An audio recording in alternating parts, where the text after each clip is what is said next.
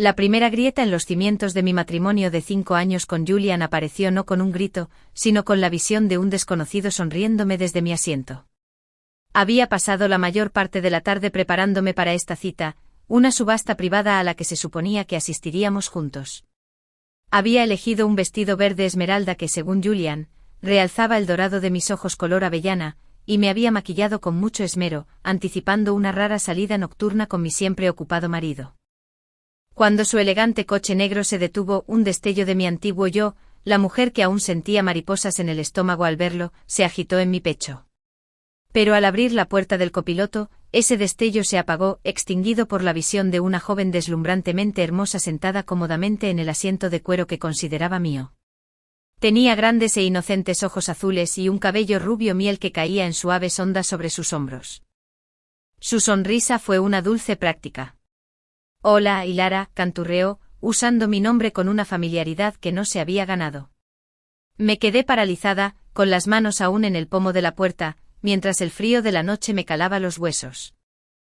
No dije nada, mi mirada se desvió de ella a Julian. Estaba concentrado en su teléfono, revisando correos electrónicos, completamente ajeno al cambio radical que ocurría a centímetros de él.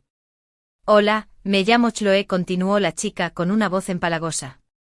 «Soy la nueva asistente del señor Thorne. Oí que ibas a una subasta esta noche y le rogué que me dejara acompañarte a ver el mundo. No te preocupes, no seré una molestia». Cada palabra era un dardo calculado. «El señor Thorne. No Julian». Una muestra deliberada de deferencia profesional que no parecía nada de eso.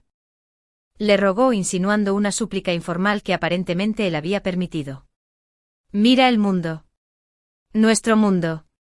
Mi corazón, que se había estado hundiendo, ahora se sentía como una piedra en el fondo de un lago congelado. Conocía a este hombre. Conocía los muros que se erguía a su alrededor, el control meticuloso que ejercía sobre su espacio personal. Nuestro matrimonio había sido concertado, la fusión de dos familias poderosas, los Thorne y los Stirling, pero tras una cuidadosa reflexión, nos elegimos el uno al otro. Él era una fortaleza y durante años yo había sido la única a quien se le había otorgado la llave de la puerta interior.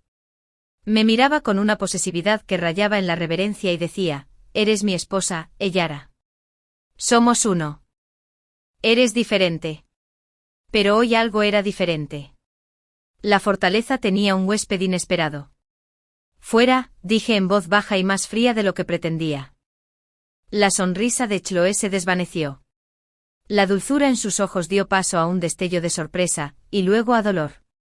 No se lo esperaba. Había esperado una aceptación educada y forzada. Las mujeres que sufrían en mi círculo social solían ser expertas en ello. Yo.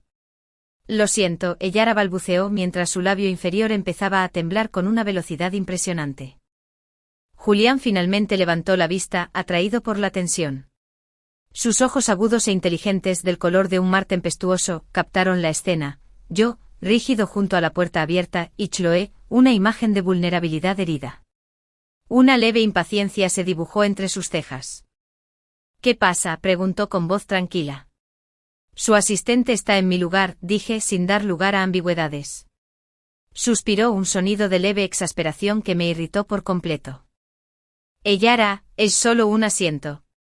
Se inclinó, su familiar aroma a cedro y bergamota me inundó mientras desabrochaba el cinturón de seguridad del pasajero que Chloe había estado usando. «Toma». Se dio cuenta de que el asiento estaba ajustado y, con un chasquido de fastidio, lo volvió a colocar en mi posición preferida. Todo el gesto arreglar mi asiento después de que otra mujer lo hubiera ocupado me pareció una violación. El pequeño e íntimo espacio que compartíamos ahora estaba contaminado. «¿Qué alboroto estás armando?», murmuró, más para sí mismo que para mí. El aire en el coche era tan denso que resultaba asfixiante. Chloe, ahora en el asiento trasero, guardaba silencio, pero podía sentir sus lágrimas como una presión física. Julian arrancó el coche. El ronroneo del motor contrastaba marcadamente con el silencio que nos separaba. «Si no tienes ganas, podemos irnos a casa», sugirió con calma, mirándome a los ojos por el retrovisor. Lo vi entonces, el reflejo de Chloe llorando en silencio, haciéndose la víctima perfecta. Una rabia, limpia y aguda, atravesó mi dolor. Chloe, eres tú, dije sin darme la vuelta. Ya no tengo ganas de ir. Puedes tomar un taxi a casa. El señor Thorne y yo nos vamos. La chica palideció en el espejo. Miró a Julian con una súplica silenciosa en sus ojos brillantes. Pero él, siempre un maestro del decoro, jamás me contradeciría delante de alguien ajeno. Él simplemente asintió brevemente. Chloe, pide un taxi, dijo con voz desprovista de emoción. Ella salió del coche con los hombros hundidos, devastada. Mientras nos alejábamos dejándola en la acera, el silencio en el coche ya no era solo denso. Era un muro y estábamos en lados opuestos. Él había decidido guardar las apariencias conmigo, pero la había dejado entrar desde el principio. Y supe con una certeza que me heló la sangre, que nada volvería a ser igual. El viaje a casa fue un estudio de silencio sofocante. Julian puso la emisora de música clásica, las cuerdas de un concierto para violín, un telón de fondo irónicamente hermoso, para la ruina de nuestra velada. Miré por la ventana, observando cómo las brillantes luces de la ciudad se difuminaban, cada una parecía un ojo diminuto y burlón. No intentó explicarme nada hasta que estuvimos dentro del santuario austero y minimalista de nuestro ático. Los ventanales, que iban del suelo al techo, dejaban ver el horizonte de la ciudad, un reino que se suponía que gobernaríamos juntos. Es solo una chica, Lara dijo sirviéndose un whisky solo. No me ofreció ninguno. Recién salido de la universidad con ganas. ¿Era necesario ser tan dura? Su afán parece extenderse a mi espacio personal, y al asiento del copiloto de mi marido respondí con una voz peligrosamente tranquila mientras me quitaba los tacones. Un espacio, debo añadir, que nunca en 5 años has permitido que nadie más ocupe. Ni a tu madre ni a tus socios principales. Nadie. Se giró apoyándose en la barra, la viva imagen de la frustración contenida. Por primera vez empezó con un tono extraño, casi complacido, en la voz. Ya veo que puedes estar celoso. Su arrogancia me dejó sin aliento. Cruzó la habitación y me abrazó. Su cuerpo era cálido y sólido, una comodidad familiar que ahora parecía una trampa. Ella es mi subordinada. Nada más. Nunca habrá nada más entre nosotros. Me acarició la cara con las manos, sus pulgares me acariciaron las mejillas, sus ojos tormentosos se clavaron en los míos. Te lo prometo. Quería creerle. La parte de mí que aún amaba al hombre con el que me había casado, el hombre que se sonrojaba al sentir una profunda conmoción, quería fundirse en esa promesa. Pero la imagen del rostro sonriente de Chloe estaba grabada a fuego en mis párpados. Pensé que ese sería el final. Una advertencia severa, un límite restablecido. Yo era como Lara Sterling.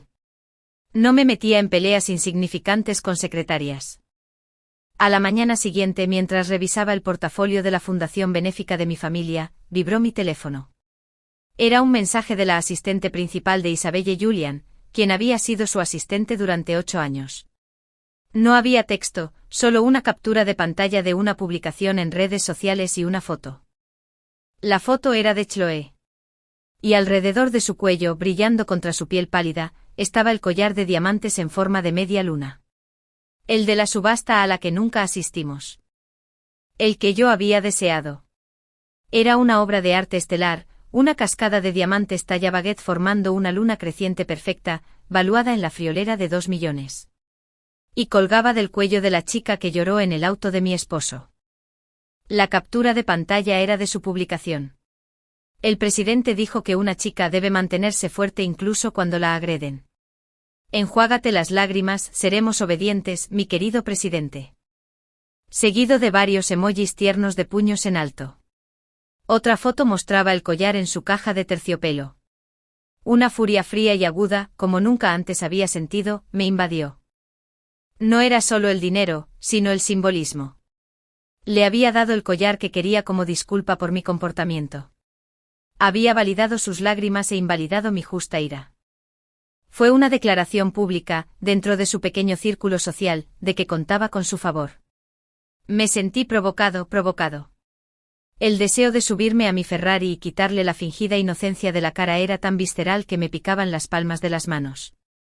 Pero entonces miré mis manos, la sencilla alianza de platino que aún llevaba y el gran diamante impecable de mi anillo de compromiso. Aplastar a una coqueta pretenciosa y barata estaba por debajo de mí. No me rebajaría a su nivel. Me elevaría tan alto que ella quedaría a mi sombra. Tomé el teléfono y llamé a un gestor de clientes privados de Hermès. Amélie, dije con voz suave como la seda. Soy Alara Torne. La voz de Amélie se iluminó al instante, impregnada de la emoción apenas contenida que siempre despertaban mis llamadas. Señora Torne, ¿qué puedo hacer por usted hoy? Necesito 46 collares Chen Diankerpung. Los que tienen detalles de diamantes. Y necesito que me los entreguen hoy en la sede de Torne Global, antes de que termine la jornada laboral. Hubo un breve silencio de asombro al otro lado. 46. Del modelo de 120.000 yuanes. Sí. Todas las asistentes y personal de oficina de nivel ejecutivo. Excepto una, Chloe Miller. No va a recibir uno. Lo entiendo perfectamente, señora Torne. No se preocupe aunque tengamos que vaciar todas las tiendas de Shanghái. Me aseguraré de que consigas lo que quieres. Le di la lista que Isabelle me había proporcionado discretamente. Luego la llamé de nuevo. Isabelle, recibirás un envío esta tarde. Por favor, asegúrate de que cada mujer de esa lista publique una foto en sus redes sociales con el texto que te voy a enviar. El texto era simple, elegante y letal. La esposa del presidente dijo que cada chica merece lo mejor. Aprieta los puños, seré obediente, mi querida esposa del presidente. La operación se ejecutó con precisión militar. A las 4 de la tarde mi teléfono empezó a llenarse de notificaciones. Una avalancha de publicaciones de 46 cuentas diferentes, todas con la distintiva caja naranja de Hermès y el elegante y moderno collar. Los pies de foto eran un coro unificado, un contrapunto directo y brutal a la solitaria y patética publicación de Chloe. La esposa del presidente sí que sabe jugar, añadió un astuto asistente. El rumor de Torne Global, una fuerza formidable, se disparó. En menos de una hora, todos supieron que la esposa del presidente les había regalado a todos menos a Chloe una lujosa joya. El mensaje fue claro. Si me traicionas, serás condenado al ostracismo. No eres especial, estás solo. Isabelle me envió un mensaje una hora después. Misión cumplida. Corrió al baño llorando. Se quitó el collar. Parece que ahora va a su oficina. Sentí una satisfacción sombría. El campo de batalla estaba delineado y yo había ganado la primera escaramuza real. Pero al contemplar el ático vacío y silencioso, la victoria me pareció hueca. Ahora era general en una guerra que nunca quise librar, y mi marido era el territorio que ambos intentábamos reclamar. La satisfacción de mi gambito de Hermès fue fugaz y frágil. Se me hizo un nudo en el estómago cuando Julian llamó, su voz, una vibración tensa y baja a través del teléfono. Traeré a Chloe a casa. Quiere disculparse contigo en persona. ¿A casa? Él trajo la infección a nuestro santuario. No es necesario, dije con tono gélido. Sí que lo es, insistió, y la comunicación se cortó. La contundencia de esa sola sílaba fue como un portazo. Me quedé en el centro de nuestra enorme sala, con la ciudad extendiéndose bajo mis pies como una galaxia cautiva. No me quité los pantalones de seda ni la camisola. No me protegería de ella. Yo era la reina aquí, ella la suplicante. Cuando sonó el ascensor y salieron, el cuadro era exactamente como lo había temido.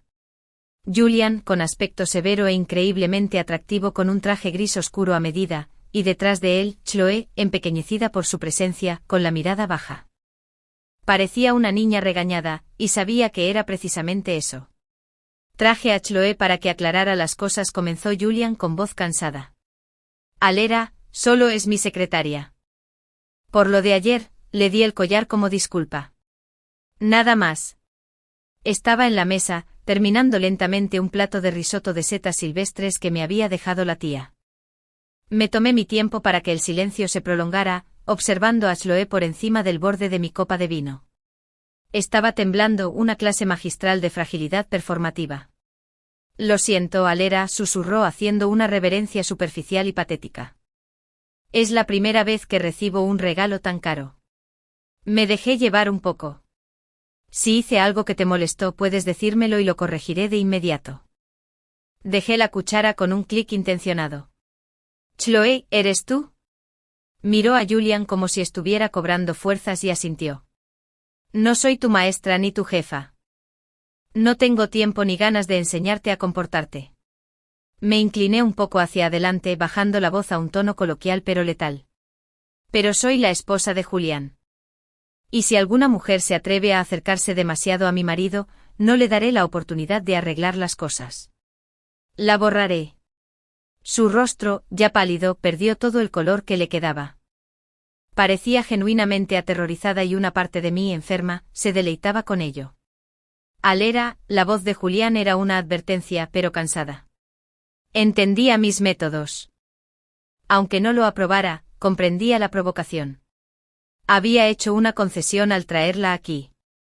Esperaba que yo hiciera la mía aceptando la disculpa. Esta era la danza tácita de nuestro matrimonio. Sostuve su mirada un largo instante. El hombre que amaba estaba allí, atrapado tras un muro de caballerosidad desacertada. Lo entiendo, dije finalmente con un sabor a ceniza.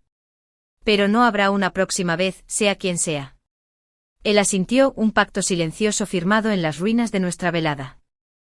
Chloe fue escoltada fuera, hecha un mar de sollozos. El aire que dejó atrás se sentía deslucido. Más tarde, en nuestra habitación, comenzó la verdadera conversación. Estaba en mi tocador cepillándome el pelo con movimientos largos y lentos, observando su reflejo en el espejo. No tenías por qué recurrir a esas tácticas con una chica, dijo, sirviéndose un vaso de agua helada en la barra. Deberías habérmelo dicho primero. Me encontré con su mirada reflejada. Sabías que me gustaba ese collar. Aún así, se lo regalaste a otra mujer. ¿No es natural que me enoje? El pincel se quedó quieto en mi mano. No soporto la idea de que te manchen, Julián. No soporto preguntarme si podría seguir amándote igual. Él permaneció exasperantemente tranquilo. Ella lloró toda la noche por tu malentendido. Por la mañana, cuando vi que tenía los ojos hinchados, le di el collar. Una disculpa. 2 millones es poca cantidad para una disculpa, reflexioné volviéndome hacia él. Solo es cuestión de si el destinatario lo merece. Las yemas de sus dedos tamborileaban silenciosamente sobre la encimera de mármol. Esperaba que entrara en razón, que volviera a ser la esposa perfectamente serena que él conocía. Pero esa esposa se estaba desmoronando. Julián, dije con voz suave pero clara en la enorme sala. Te amo. Se quedó quieto con los dedos congelados a mitad del golpeteo. No se lo esperaba. Ahora no. Amo esa versión pura e inmaculada de ti. Eso era lo que te diferenciaba. Nunca dejabas que las mujeres se acercaran porque te disgustaba todo lo impuro. Querías un matrimonio limpio. Me levanté y caminé hacia él. No siempre fui así, pero tus valores se convirtieron en los míos. Compartimos las mismas metas en la vida. Espero que nuestro matrimonio nunca tome un mal rumbo. Soltó un suspiro largo y lento. No ha sido así. Pero sus ojos por primera vez no se cruzaron con los míos. La grieta estaba ahí, una fractura diminuta en nuestros cimientos, y ambos estábamos de pie sobre ella, fingiendo que el suelo seguía siendo sólido. Julián, para su crédito, pareció tomarse mis palabras en serio. Durante las 2 semanas siguientes, reinó una paz frágil. Cenaba en casa con más frecuencia. No mencionó a Chloe. Pensé, quizás ingenuamente, que la tormenta había pasado. Me equivoqué. Había subestimado la profundidad de su punto ciego. El punto de inflexión llegó un martes. Isabelle me llamó con la voz temblorosa, entre furia y miedo. Me despidió, dijo, y pude oír las lágrimas que contenía. ¿Qué? ¿Por qué? Descubrió los dones de Hermés. Dijo que yo era incapaz de distinguir el bien del mal, usando mi posición para oprimir a mis colegas. Respiró hondo, estremeciéndose. Pero Alara, esa no es la verdadera razón. La vio. Vio a Chloe a gatas en una sala de conferencias, raspando chicle de la alfombra con una cuchilla. Parecía una mártir y él lo perdió todo. La imagen me dio náuseas. No por la difícil situación de Chloé, sino por su perfecta y patética puesta en escena. Y Julián, mi brillante y perspicaz esposo, se lo tragó. Volvió a casa esa noche como un nubarrón. En cuanto salió del ascensor, la oreja del ático se convirtió en hielo. Le di un vaso de agua como ofrenda de paz. Lo tomó con una mirada fría que nunca había visto dirigida hacia mí. Luego, con un repentino y violento movimiento del brazo, estrelló el vaso de cristal contra el suelo de mármol. Agua y fragmentos de vidrio explotaron a mis pies. «¿Por qué no la dejas en paz?», rugió con voz áspera. «Alara, te respeto.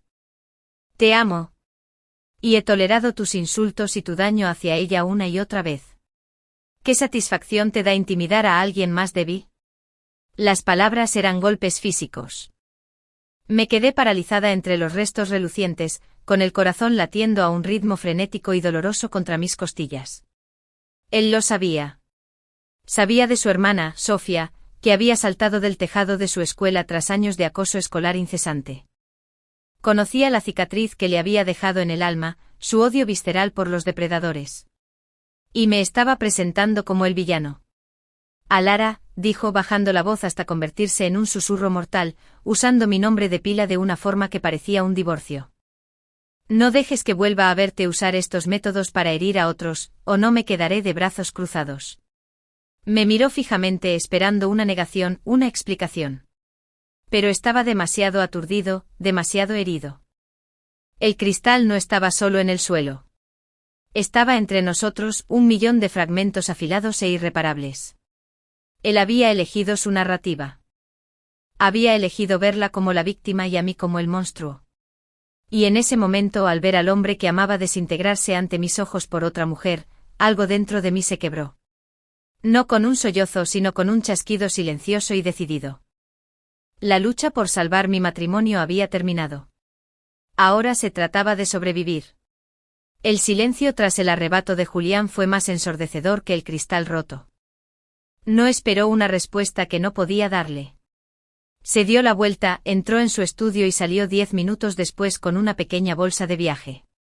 Verla, tan definitiva, tan deliberada, me dejó sin aliento. «Estaré en el Grand Metropolitan», dijo con voz monótona, con todo el fuego extinguido, dejando solo cenizas frías. No me miró al entrar en el ascensor. La puerta se cerró y se fue. Me quedé allí un buen rato, mirando las puertas cerradas y luego los escombros a mis pies. La señora Lawson, ama de llaves, salió de la cocina con el rostro desencajado por la preocupación. «Ay, señora». Empezó a limpiar el desastre. «Déjalo», dije con una voz extrañamente tranquila. Dudó, asintió y se retiró. Necesitaba verlo. Necesitaba sentir el peso brutal de lo que acababa de pasar. Mi esposo se había ido de casa. Por primera vez en 5 años, no dormiría a mi lado. Y se había ido porque creía que yo era una abusadora, un monstruo que atormentaba a una niña indefensa. La ironía era un veneno amargo. Yo, que había pasado años construyendo una vida con él, cuidando nuestra casa, apoyando sus ambiciones, era ahora la antagonista de una historia que estaba escribiendo con su secretaria. Al día siguiente, Chloé vino a recoger más ropa. La señora Lawson, tras recibir una llamada de Julian, ya había preparado 2 maletas grandes. Cuando Chloé llegó, era la viva imagen de la timidez y la debilidad, vestida con una blusa conservadora de cuello alto que, de alguna manera, lograba parecer inocente y provocativa a la vez. Tomó las maletas de la señora Lawson, recorriendo con la mirada el ático, admirando la belleza austera y costosa que ella misma había contribuido a desmoronar. Antes de poder escapar, se volvió hacia mí, con una nueva e inquietante confianza en su actitud. «Señora», dijo con voz suave pero clara. «El señor Thorne me pidió que la agregara como amiga en la aplicación. En el futuro, si necesita comunicarse con nosotros sobre su horario o necesidades, puede contactarme directamente». Toda City. Con la partida de Isabelle, asumió sin problemas el papel de su asistente principal. Ahora era la guardiana de mi propio esposo. La miré a esa chica que había destrozado mi vida con solo lágrimas y sonrisas calculadas. «No hay nada que discutir», dije con la voz desprovista de toda emoción. Puedes decirle que se aleje de mí lo más posible. Un destello de confusión cruzó su rostro, seguido de una comprensión triunfal. No entendía mi desafío porque en su mundo, se suponía que una mujer cuyo marido la había abandonado estaba rota, mendigando. Mi orgullo era un idioma que ella no hablaba. Ella simplemente asintió y se fue, mientras la vencedora reclamaba su botín. La señora Lawson negó con la cabeza. Señora, ¿por qué no cede un poco? Vaya a hablar con él.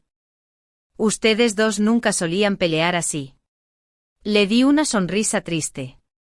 Está esperando que me disculpe, señora Lawson. Y no tengo nada de qué disculparme. La Guerra Fría había comenzado. Julián no regresó. Pero las redes sociales de Chloe se convirtieron en una crónica vibrante y tortuosa de su vida sin mí. Era su nueva arma y la manejaba con una habilidad devastadora. Mi teléfono se convirtió en un sistema de lanzamiento de granadas silenciosas. Amigos en común desconcertados y preocupados, me enviaron capturas de pantalla. Una publicación de una gala de capital privado en Dubái. Chloe, con un vestido que valía más que su salario anual, estaba de pie justo detrás de Julian, con una copa de champán en la mano. El pie de foto, la vista desde la cima es aún más impresionante con un líder visionario. #prendiendo de las mejores noches de Berjal Arab. Una foto de un vestido de noche a medida en un taller famoso. El presidente insiste en la perfección en cada detalle, incluso para un simple asistente que lo acompaña a una cena de estado. La presión es real. Una instantánea de los fuegos artificiales sobre un foro de la cumbre. Viendo cómo las estrellas explotan en el cielo mientras hablamos de fusiones y adquisiciones. Un martes cualquiera. La vida de la cumbre de Astax. #agradecido. Cada publicación era una mentira por omisión cuidadosamente elaborada, que gritaba una intimidad que no existía, pero que estaba diseñada para ser percibida. Ella mostraba una vida de la que me habían borrado, presentándose como su nuevo y brillante accesorio. Los comentarios eran un coro de amigos y colegas envidiosos, algunos incluso sugiriendo que empezara un blog sobre la vida cotidiana de la clase alta. No tuve energía para responder a los mensajes de preocupación de mis amigos. Simplemente les envié un emoji de corazón o un agradecimiento por avisarme. Su compasión era casi tan insoportable como el regodeo de Chloe, porque mientras ella jugaba con sus juegos insignificantes, yo estaba enfrascado en la verdadera guerra. Llamé a Benjamin Croft, socio gerente de Croft y Sterling, la firma de contabilidad privada de mi familia. Benjamin, soy Alara. Dije con voz seria. Necesito que supervises personalmente un proyecto para mí. La distribución total de todos mis bienes de Julian Thorns. Se oyó una fuerte inspiración al otro lado. Alara, ¿estás segura? Esto es monumental. Nunca he estado más segura de nada en mi vida, respondí, mirando la ciudad. Es una tarea enorme. Prematrimonial, postmatrimonial, los bienes conjuntos, los fondos familiares, las propiedades en el extranjero, las acciones, los yates. Quiero que todo esté detallado, tasado y separado. Tomará meses, advirtió. Entonces deberíamos empezar ahora. Y así comencé el largo y arduo proceso de destejer el tapiz de nuestra vida juntos. Fue una brutal disección clínica de 5 años de sociedad. Cada cartera de acciones, cada escritura de una villa en el extranjero, cada obra de arte que habíamos comprado juntos era ahora solo una partida en una hoja de cálculo para dividir y conquistar. Fue durante este tiempo, entre los áridos documentos legales y estados financieros, que concebí mi arma más poderosa. La idea se me ocurrió mientras revisaba la escritura de un viñedo en la Toscana que habíamos comprado en nuestro segundo aniversario. Julián me había susurrado entre las vides, con los labios manchados de vino, que quería llenar esa casa de niños. Un plan, frío y brillante, empezó a gestarse. Creía que podía avergonzarme, exiliarme y reemplazarme con una modelo más barata. Creía que mi único poder residía en comprar collares de Hermès para 46 personas. Estaba a punto de descubrir que Alara Sterling, cuando la acorralaban, no luchaba por nada. Reescribió por completo las reglas del juego. Y jugó para ganar. La citación llegó un mes después del inicio de nuestra Guerra Fría. Un mensaje de Julian tan estéril como un memorando corporativo. Mi madre nos espera para cenar en la finca esta noche. Un coche te recogerá a las 7. No, por favor. No, ¿estás libre? Solo es una expectativa. La maquinaria de nuestra fachada pública debía recibir mantenimiento, incluso mientras el motor privado estaba en ruinas. Me quedé mirando el mensaje, con el pulgar sobre la pantalla. Una parte de mí, la parte herida y orgullosa, quería negarme. Pero el estratega que llevo dentro sabía que era una jugada necesaria. Necesitaba verlo. Necesitaba evaluar el campo de batalla. Bien, le respondí. A las 7 en punto apareció el coche negro que me resultaba familiar. Abrí la puerta trasera por costumbre y me quedé paralizado por segunda vez. El cuadro era un reflejo perfecto y repugnante de la noche en que todo esto comenzó. Julian y Chloe estaban sentados atrás, enfrascados en una conversación. Me habían dejado el asiento del copiloto. La humillación fue tan precisa, tan calculada, que era casi un arte. Chloe levantó la vista, con una leve sonrisa de disculpa en los labios. Elara, qué alegría verte. Su tono era el de una anfitriona que recibe con amabilidad a un invitado un poco incómodo. Julián apenas me miró. Entra, dijo con la atención ya puesta en la tableta que tenía en la mano. Por un momento consideré cerrar la puerta de golpe, llamar a mi coche y decirle a su madre exactamente dónde podía meter la cena familiar. Pero entonces lo vi, el triunfo apenas disimulado en los ojos de Chloe.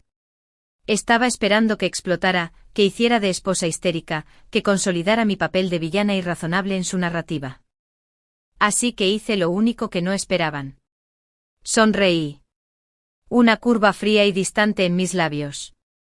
Por supuesto, dije con voz agradable. Me senté tranquilamente en el asiento del copiloto, aceptando mi degradación con una gracia que claramente los inquietó a ambos. El viaje a la finca Torne fue un silencioso viaje de 20 minutos a través de las puertas de mi propio infierno. Chloe, incapaz de soportar el silencio, fue la primera en romperlo. Elara, acabamos de regresar de Zúrich esta mañana. La viuda, la señora Torne, mencionó que quería ver a Julian, y yo había comprado algunos regalos, así que pensé en acompañarlo a presentarle nuestros respetos. Nuestros respetos.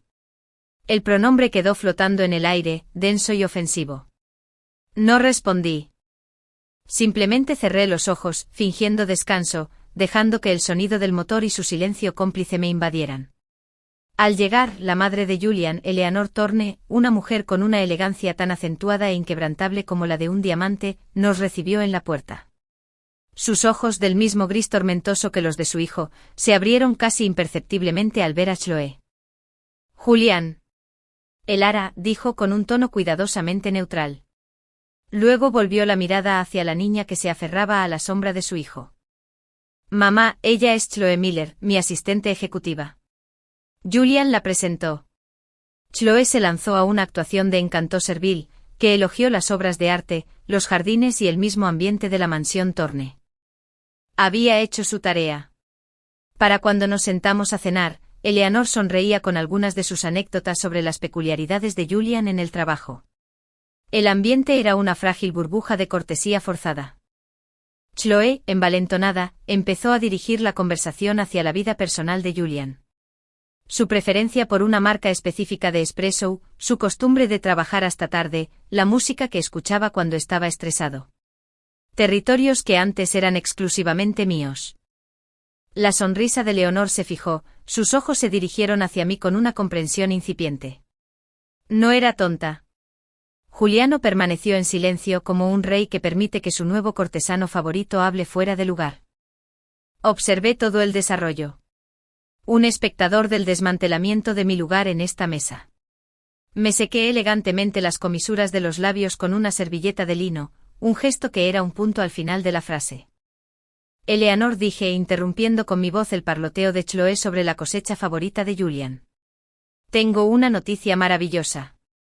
Todas las miradas se posaron en mí.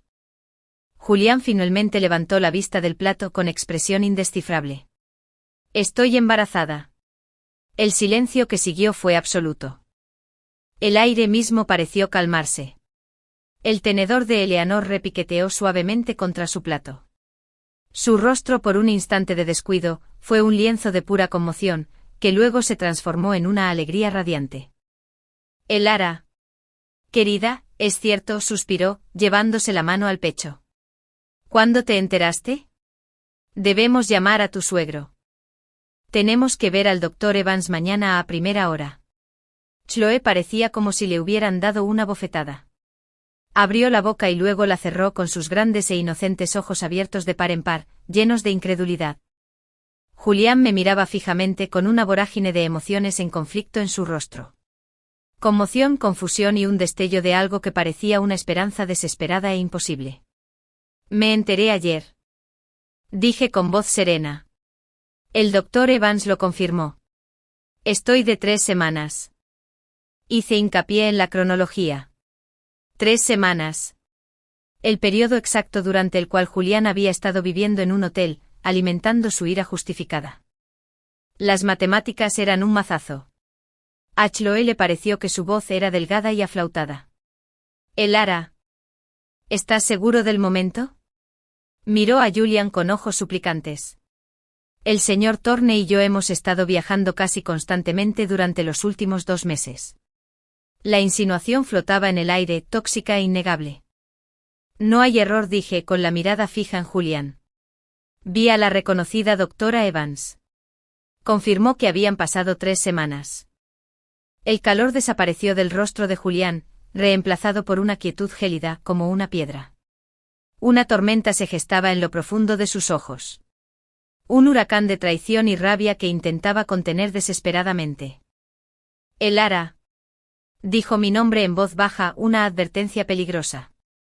Mi sonrisa se ensanchó más triunfante. Este era el jaque mate que había planeado, pero el sabor no era dulce. Era corrosivo. Felicidades, Julián. Vas a ser padre. Dejé las palabras en el aire un instante. No te preocupes, no es broma. Coloqué el informe de embarazo doblado que había preparado sobre la mesa, entre nosotros, y se lo deslicé como si fuera una propuesta de negocios. Mientras tú estabas de viaje de trabajo con tu asistente, seguí hablando con tono informal. Me sentía bastante sola. Me reencontré con algunos viejos amores. Me encogí de hombros con delicadeza. Ahora ni siquiera sé quién es el padre. Todo es un desastre. Vi cómo se le blanqueaban los nudillos al agarrar el borde de la mesa. Si no te importa, le di el último y brutal giro del cuchillo, podría dejar que el niño te llamara papá. Pero tendrá que usar mi apellido. Ya basta. La voz de Julián resonó en el comedor, destrozando la fina porcelana y los últimos vestigios de nuestro matrimonio.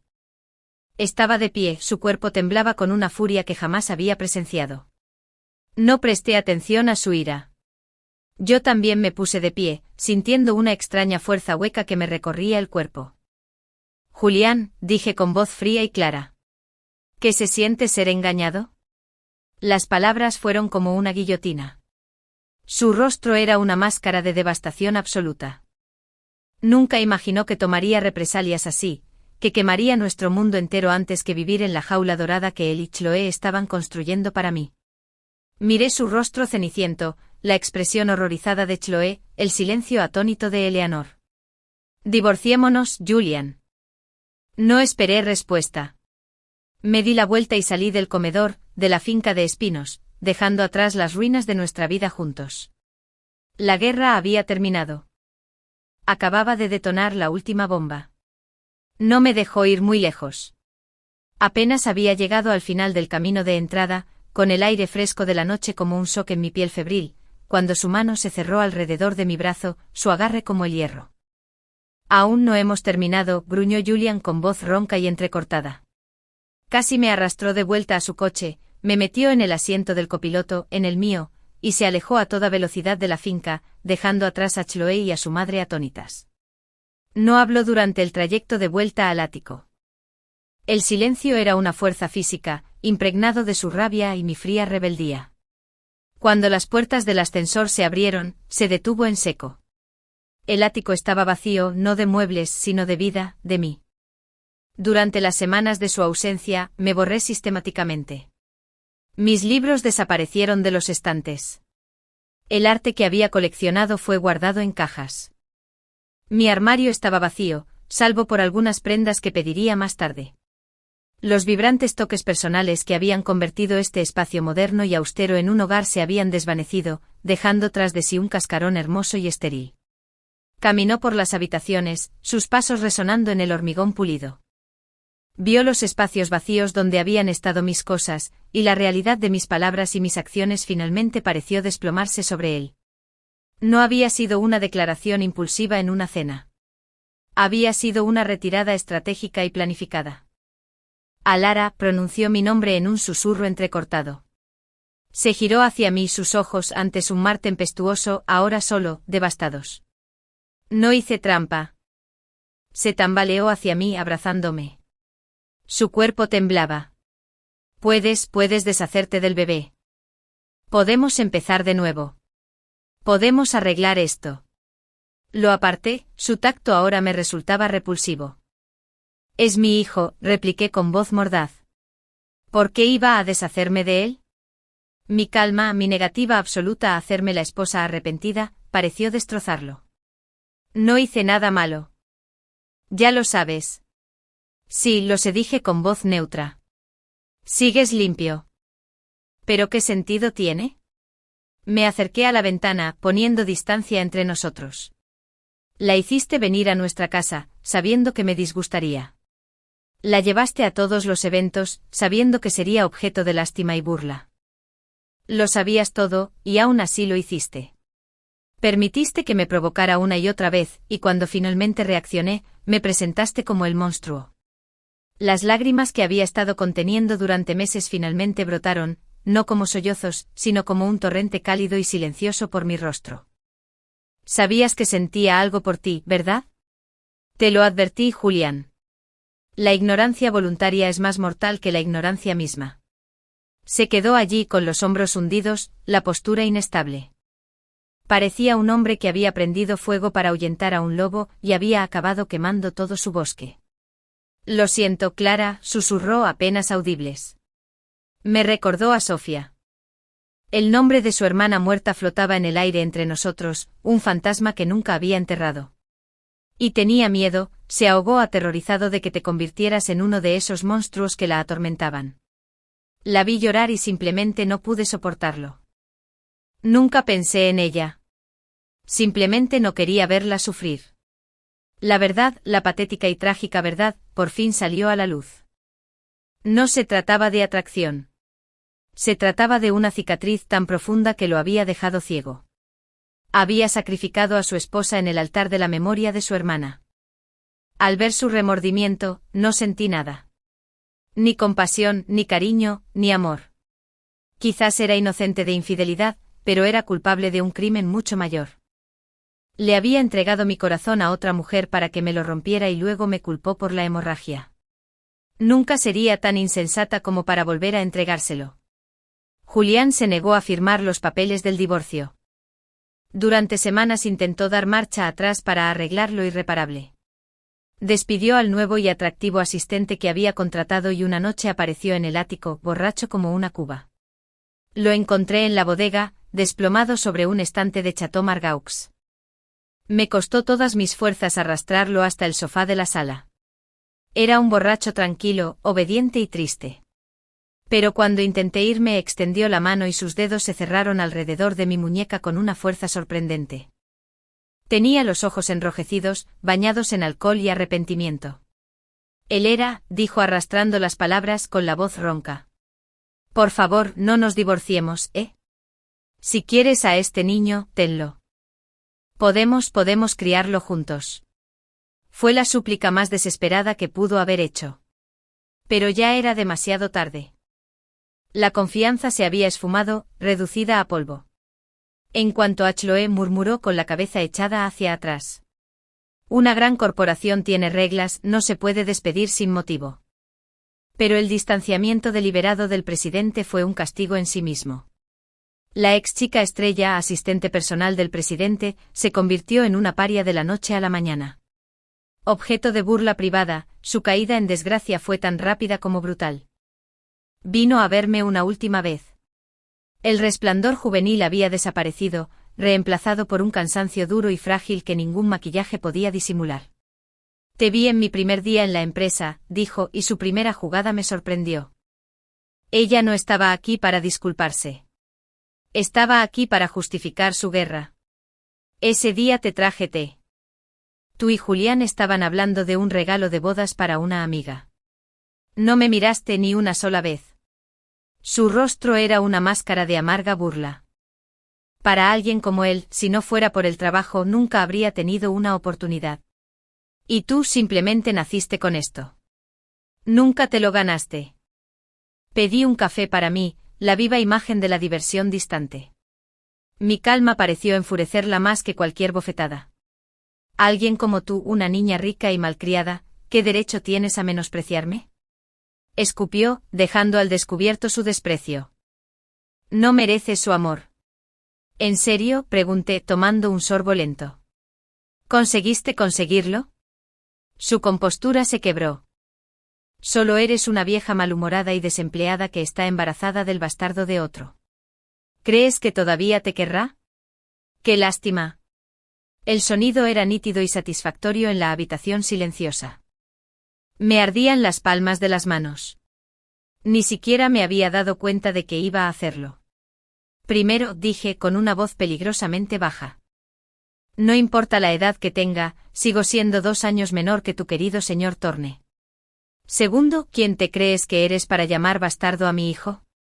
Di un paso más cerca y ella retrocedió. Y por último, llevo mucho tiempo queriendo darte una bofetada, patético pequeño idiota. Huyó entonces con su orgullo hecho trizas, pero la victoria se sintió más vacía que nunca. Solo estaba limpiando los restos de una batalla en una guerra que ya había ganado, en un reino del que ya no quería formar parte. Cuando tenía 4 meses de embarazo, los asesores legales y financieros de la familia Thorne finalmente convencieron a Julian de que no había vuelta atrás. El escándalo de una esposa embarazada que demandaba el divorcio era una amenaza mucho mayor para la estabilidad corporativa de Thorne Global que una separación discreta y mutua. La presión de su propia junta directiva era una fuerza que ni siquiera él podía ignorar. Nos reunimos en la oficina de Benjamin Croft, un espacio hermoso y estéril en lo alto de la ciudad, un mundo aparte del hogar que habíamos compartido. La división de bienes fue una obra maestra de contabilidad forense, testimonio de los meses de trabajo que Benjamin y yo le dedicamos. Los bienes prematrimoniales estaban limpios. Las finanzas conjuntas postmatrimoniales, meticulosamente organizadas por mí, se dividieron con una eficiencia escalofriante. Ninguna de las partes puso objeciones. No quedaba nada por lo que luchar salvo las cenizas. Julián llegó con el mismo aspecto que un fantasma. El hombre vibrante y poderoso con el que me había casado había desaparecido, reemplazado por una figura de profunda pérdida, con las alas rotas por su propia mano. Me miró desde el otro lado de la enorme mesa de caoba, con los ojos hundidos. Ahora se me marcaba un pequeño bulto firme bajo mi vestido de cachemira, un testimonio viviente de su fracaso y de mi libertad. Tomó el bolígrafo. Su mano, siempre tan firme, temblaba ligeramente. Me miró una última vez con una pregunta silenciosa y desesperada en los ojos. No le di nada. Mi rostro era una máscara tranquila e inmóvil. Bajó la cabeza y firmó. El rasgueo del bolígrafo era el único sonido en la habitación. Se acabó. Nos divorciamos con una dignidad que contradecía la horrible y sangrienta guerra que la precedió. Nos despedimos con un leve asentimiento como 2 socios disolviendo un negocio que finalmente había fracasado. No quedaban más palabras que pudieran salvar la distancia que nos separaba. Mi hijo nació una radiante mañana de primavera. No fue prematuro a pesar de lo que sugerían los discretos anuncios. Era robusto y saludable con una mata de pelo oscuro y unos ojos que, incluso el primer día, albergaban una familiar promesa gris tormentosa. Lo llamé Leo y él adoptó mi apellido, Sterling. Mi madre, al verlo, se quedó sin aliento. Alara. Es la imagen de... Su voz se fue apagando con los ojos abiertos por la confusión y la comprensión creciente. No quiero hablar de eso, madre, dije, interrumpiéndola con suavidad pero firmeza. Los supuestos rollos de una noche habían sido una ficción, una mentira necesaria. La verdad era mucho más simple y mucho más trágica. Leo fue concebido en uno de nuestros últimos y desesperados intentos de reconectarnos antes de que el abismo se volviera infranqueable. Era completamente del santo Julián. Pero ellos no necesitaban saberlo. Desde niño mis padres, los Sterling, cesaron en sus sutiles presiones para que me volviera a casar. Vieron en él al futuro heredero del imperio Sterling, y eso les bastó. A medida que Leo crecía, el parecido con su padre se volvió asombroso. La misma expresión seria, la misma forma de inclinar la cabeza cuando sentía curiosidad. Era un recordatorio constante y agridulce de un amor que había destruido sistemáticamente. Liberada de las ataduras de mi matrimonio, construí una nueva vida. Viajé. Desempeñé un papel más activo en la Fundación Sterling. Tuve varios novios encantadores y sencillos que no pedían nada y esperaban menos. Era feliz de una forma tranquila y reservada. Isabelle y yo seguimos siendo amigas. De ella, ahora una ejecutiva de alto rango en una empresa rival, me contaba algún chisme ocasional.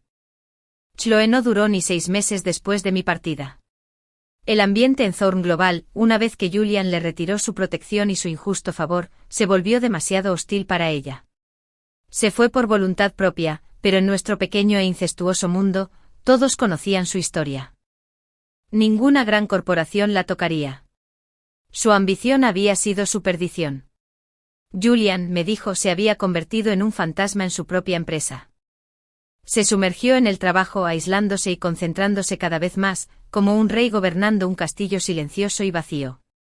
Cada año, durante la junta anual de accionistas de las empresas conjuntas que nuestras familias aún poseían, mi padre insistía en que regresara a la ciudad para representar los intereses de Sterling. Sabía lo que hacía. Me divertía, pero nunca lo reconocí. Y cada año después de la reunión, Julián me encontraba. Me llevaba aparte con su presencia aún imponente, aunque ahora más suave, marcada por un arrepentimiento permanente. El coche te espera, decía. Va camino a casa de tus padres. Oí que te quedarás para Año Nuevo. Nunca fue una pregunta.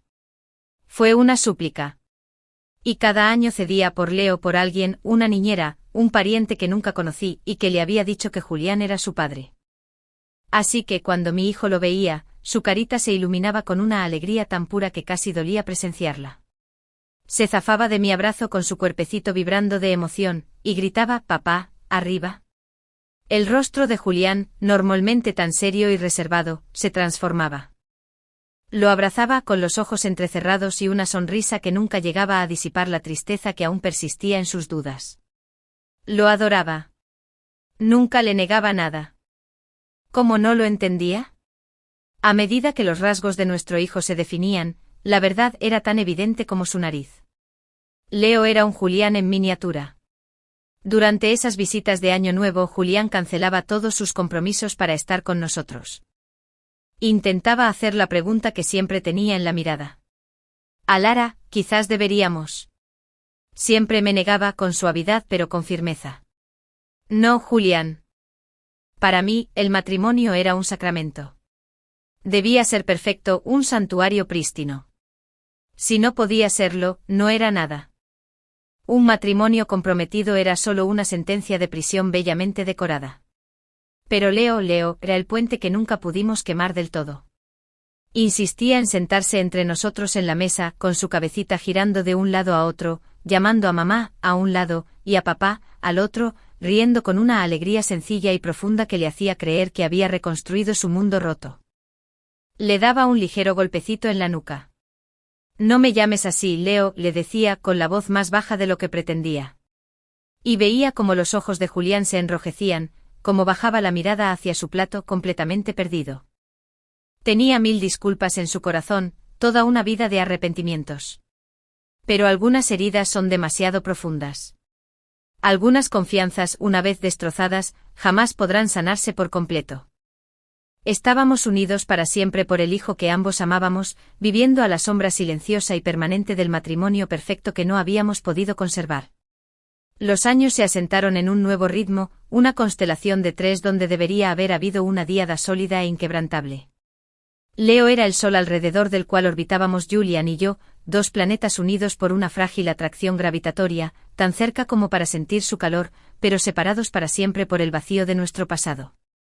Mi vida como Lara Sterling, madre soltera y heredera de una fortuna, fue plena. Encontré un propósito que desconocía en la Fundación Sterling, canalizando mi energía y recursos a financiar la educación artística para niños desfavorecidos. Fue un trabajo real y tangible que llenó los espacios que, de otro modo, podrían haber resonado con la soledad. Los novios iban y venían. Un escultor encantador, un periodista ingenioso, una serena instructora de yoga. Eran distracciones agradables, pero nunca tocaron mi esencia, esa parte que había sido cauterizada al final de mi matrimonio. Estaba contento, pero nunca volví a estar libre. Leo y la silenciosa historia compartida con su padre eran mi nuevo centro de gravedad. Julian, como lo contaba Isabelle y lo confirmaban las páginas de negocios, se había convertido en un titán de la industria, pero uno solitario. Thorn Global expandió su imperio, pero el hombre al mando era famoso por su reserva, casi solitario. Los chismes que antes circulaban en torno a él y a Chloe habían desaparecido hacía tiempo, reemplazados por una respetuosa admiración por su perspicacia empresarial y una silenciosa compasión por su vida personal aparentemente vacía. Nunca tuvo citas que se supiera. Fue como si tras nuestro divorcio simplemente se hubiera retirado del mundo de las relaciones humanas, salvo por una sola. Cada verano durante 2 semanas y cada año nuevo durante unos días, nos convertíamos en una unidad temporal. Julian alquilaba una amplia y soleada villa en la Toscana, no lejos del viñedo que una vez tuvimos juntos. Fue allí viendo a Leo perseguir luciérnagas en el crepúsculo, con sus gritos de alegría resonando entre los olivares, donde el fantasma de nuestra antigua vida se sintió más presente. Una de esas tardes, Leo, exhausto tras un día de natación y exploración, se quedó dormido en los brazos de Julián en la terraza. El sol se había ocultado tras las colinas, tiñendo el cielo de vetas violetas y naranjas. Saqué una manta y la cubrí con ella, rozando el brazo de Julián con la mano. Ambos nos quedamos quietos ante el contacto accidental. Intenté alejarme, pero su voz, baja y vacilante, me detuvo. «Quédate. Por favor». Me senté en la silla de al lado, el silencio entre nosotros no era hostil, sino pesado con todas las palabras que nunca dijimos. «Tiene tu risa», dijo Julián, con la mirada fija en el rostro dormido de Leo. Ese pequeño contratiempo al final. Nunca lo había notado. «Tiene tu terquedad», repliqué en voz baja, y tu terrible sentido de la orientación. Se pierde entre su habitación y el baño. Una leve y genuina sonrisa se dibujó en los labios de Julián, la primera que veía en años que no estuviera reservada solo para Leo. «Es perfecto», susurró, y el amor puro en su voz era algo tangible en el aire tranquilo. El silencio se prolongó, ahora cómodo, tejido con el hilo común de nuestro hijo. «Lara», empezó de nuevo, su voz cobrando una nueva y vacilante fuerza. «Necesito decir esto. Solo una vez. Me equivoqué». No solo me equivoqué. Estaba arrogante y destructivamente equivocado. Finalmente se giró para mirarme, sus ojos tormentosos, claros y desprevenidos en la penumbra. «Usé el recuerdo del dolor de mi hermana como escudo para no ver el dolor que te causaba. Dejé que una desconocida se volviera más importante que mi esposa. Te fallé de todas las maneras en que un esposo puede fallarle a su esposa. No hay disculpa lo suficientemente grande como para cubrir la deuda de lo que hice». Lo miré al hombre que había amado con una ferocidad que finalmente se convirtió en cenizas. La ira se había desvanecido hacía tiempo. En su lugar, una profunda y silenciosa tristeza. «Conozco a Julián», dije. «Siempre lo he sabido. Vivo con ello todos los días», admitió con voz ronca. «Ver a Leo es mi mayor alegría y mi penitencia más constante. Él es la prueba viviente de lo que desperdicié». No lo corregí. No le dije que Leo era el último y desesperado acto de un amor que ya se moría. Un último intento por anclarnos que, en cambio, se había convertido en la cadena que nos ataba a este extraño y pacífico purgatorio. Esa verdad me pareció demasiado cruel y ya no quería más crueldad. «No podemos volver atrás, Julián», dije con voz firme pero con amabilidad. «Ese puente es ceniza». «No pido volver», dijo con ojos suplicantes. «Pregunto si hay alguna posibilidad». «Cualquier posibilidad». «¿Podríamos construir algo nuevo?». No lo que teníamos. Algo diferente. Para él. Para nosotros. Me pedía el compromiso que siempre había rechazado. Un jarrón remendado que siempre muestra sus grietas. Miré su rostro esperanzado y desesperado y luego a nuestro hijo, que dormía plácidamente en los brazos de su padre. Leo que creía con todo su corazón que mamá y papá eran dos estrellas en el mismo cielo fijo. Extendí la mano y le acaricié con suavidad un rizo suelto de la frente. Esto dije en voz baja, señalando a los tres en la terraza, rodeados por la noche toscana. Esto es lo que tenemos, Julián. No es el santuario que quería. No es el matrimonio perfecto. Pero es real. Y es suficiente. No fue ni un sí ni un no. Fue una aceptación del presente complejo e imperfecto. Julián lo entendió. La desesperada esperanza en sus ojos se atenuó, pero no se extinguió. Asintió lentamente, aceptando en silencio mis condiciones. Nunca sería la grandiosa y épica historia de amor que una vez imaginamos. Sería esto. Vacaciones compartidas, conversaciones tranquilas al atardecer y el amor infinito y unificador por un chico que era lo mejor de ambos. Nos sentamos en silencio durante un largo rato, dos estrellas caídas, aprendiendo a navegar en la oscuridad a la luz del nuevo sol que habíamos creado juntos. El pasado era un país al que jamás podríamos regresar, pero el futuro, por primera vez desde que todo se derrumbó, no se sentía como un final, sino como una paz frágil pero duradera. El fin.